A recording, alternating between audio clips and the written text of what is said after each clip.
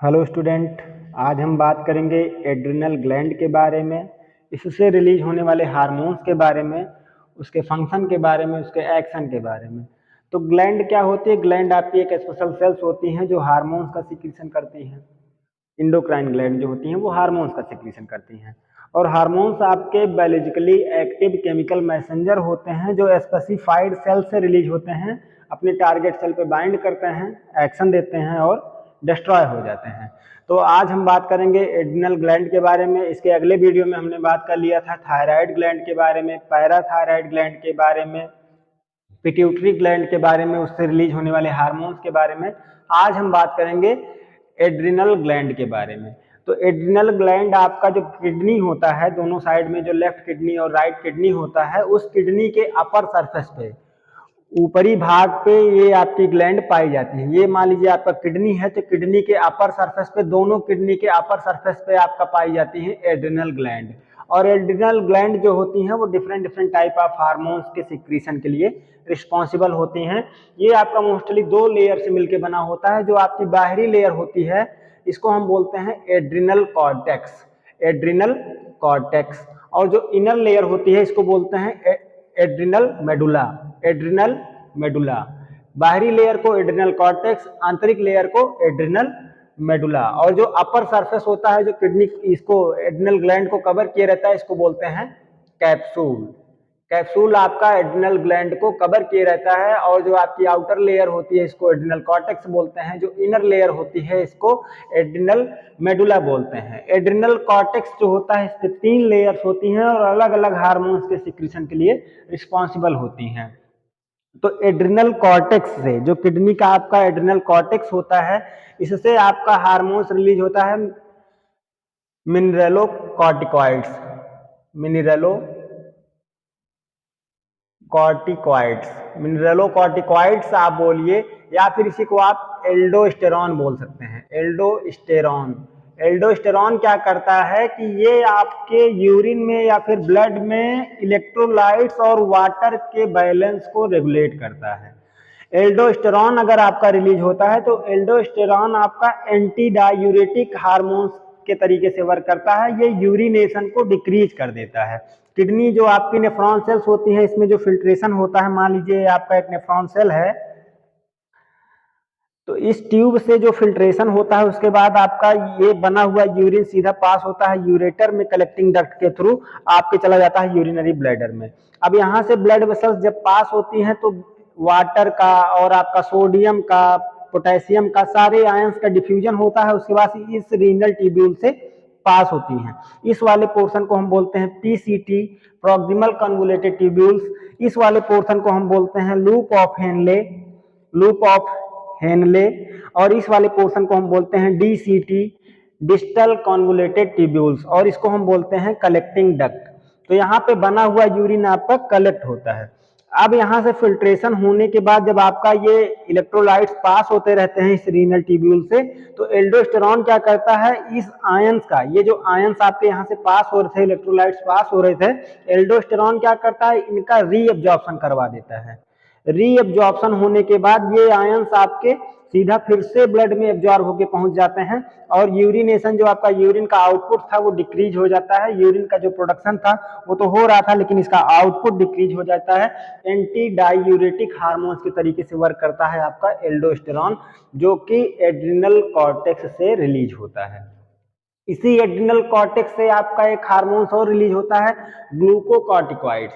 Glucocorticoids आपका एक ऐसा हार्मोन्स होता है जो ब्लड में या फिर आपकी बॉडी में मेटाबॉलिज्म के लिए रिस्पॉन्सिबल होता है। जो कार्बोहाइड्रेट का मेटाबॉलिज्म होता है, ग्लूकोज बनता है, एनर्जी बनती है बॉडी में, या फिर आपका प्रोटीन्स का मेटाबॉलिज्म होता है अमीनो एसिड में। तो कार्बोहाइड्रेट और प्रोटीन के मेटाबॉलिज्म के लिए आपका रिस्पॉन्सिबल होता है ग्लूकोकॉर्टिकॉइड्स, जो कि इस एड्रिनल ग्लैंड के एड्रिनल कॉर्टेक्स वाले पोर्शन से रिलीज होता है। ये जो आपका एल्डोस्टेरॉन रिलीज होता है, इसको एक हार्मोन है जो रेगुलेट करता है, स्टिमुलेट करता है, इससे सिक्रीशन को कंट्रोल करता है। तो जो एल्डोस्टेरॉन या आपका मिनरेलोकॉर्टिकॉइड्स हार्मोन्स है, एल्डोस्टेरॉन हार्मोन्स को आपका एक हार्मोन है वो रेगुलेट करता है। इसको बोलते हैं ACTH, जो कि एंटीरियर पिट्यूटरी ग्लैंड से रिलीज होता है, एंटीरियर पिट्यूटरी से रिलीज होता है। हमने जब पिट्यूटरी ग्लैंड पढ़ाया था तो उसमें बताया था कि ACTH क्या होता है, एड्रीनोकार्टिकोट्रॉफिक हार्मोन। एड्रीनोकार्टिकोट्रॉफिक हार्मोन, एड्रीनोकार्टिकोट्रॉफिक हार्मोन जो होता है एंटीरियर पिट्यूटरी ग्लैंड से रिलीज होता है। ये स्टिमुलेट करता है इस एड्रिनल ग्लैंड की एड्रिनल कॉर्टेक्स को, एड्रिनल कॉर्टेक्स को स्टिमुलेट करता है, तब आपका एल्डोस्टेरॉन का सिक्रीशन होता है। और एल्डोस्टेरॉन जो होता है आपका एंटी डायूरेटिक हार्मोन से यूरिनेशन को डिक्रीज कर देता है, यूरिन के आउटपुट को डिक्रीज कर देता है by increasing the reabsorption of minerals. In minerals का रीअब्जॉर्प्शन बढ़ा देता है, इसलिए इसको मिनरलोकॉर्टिकॉइड्स भी बोलते हैं। मिनरल्स का रीअब्जॉर्प्शन बढ़ जाता है, यूरिन का आउटपुट डिक्रीज हो जाता है। इसी एड्रिनल कॉर्टेक्स से आपका एक हार्मोन रिलीज होता है जिसको बोलते हैं ग्लूकोकॉर्टिकॉइड। ये आपके कार्बोहाइड्रेट के मेटाबॉलिज्म के लिए रिस्पॉन्सिबल होता है, प्रोटीन्स के मेटाबॉलिज्म के लिए रिस्पॉन्सिबल होता है। और मेटाबॉलिज्म आपका जो होता है एक ऐसा केमिकल चेंज होता है या केमिकल अल्टरेशन होता है जो फूड मटेरियल या न्यूट्रिएंट के ऑक्सीडेशन टाइम पे अकर होता है, जिससे फूड पार्टिकल्स का ऑक्सीडेशन होता है, एनर्जी बनती है, जिससे बॉडी की सारी एक्टिविटीज होती हैं, उसी को बोलते हैं हम मेटाबॉलिज्म। तो ये आपका कार्बोहाइड्रेट और प्रोटीन्स के मेटाबॉलिज्म के लिए रिस्पॉन्सिबल होता है।